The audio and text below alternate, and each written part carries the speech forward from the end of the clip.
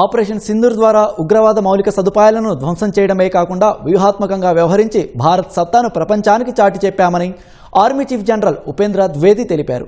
ఢిల్లీలోని మానెక్షా సెంటర్లో జరిగిన ఓ సదస్సులో ఆయన ప్రసంగించారు. సరిగ్గా ఏడాది క్రితం ఆపరేషన్ సింధూర్ ద్వారా భారత్ తన సత్తాను చూపించిందని గుర్తు చేశారు.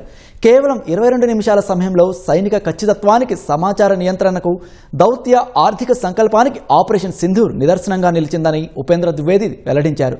ఒకప్పుడు దేశాలను ఏకం చేస్తాయనుకున్న వాణిజ్యం, సరఫరా వ్యవస్థలు ఇప్పుడు ఒకరినొకరు భయపెట్టుకునే ఆయుధాలుగా మారాయని విశ్లేషించారు. సెమీ కండక్టర్ల లభ్యతను అగ్రరాజ్యాలు తమ గుత్తాధిపత్యానికి వాడుకుంటున్నాయని, హర్ముజ్ జలసంధి ఉద్రిక్తతలకు కేంద్రంగా మారిందన్నారు. ప్రపంచ రక్షణ వ్యయం ఏకంగా $2.7 ట్రిలియన్ దాటిందన్న ఆయన ఇది ఐక్యరాజ్య సమితి సుస్థిర అభివృద్ధి లక్ష్యాల బడ్జెట్ కంటే ఎంతో ఎక్కువని ఆందోళన వ్యక్తం చేశారు. దేశ ఆర్థికాభివృద్ధికి భద్రత అనేది ఇకపై ఎంత మాత్రం భారం కాదని, అది అభివృద్ధికి అత్యవసరమైన పునాది అని ఆర్మీ చీఫ్ ఉద్ఘాటించారు.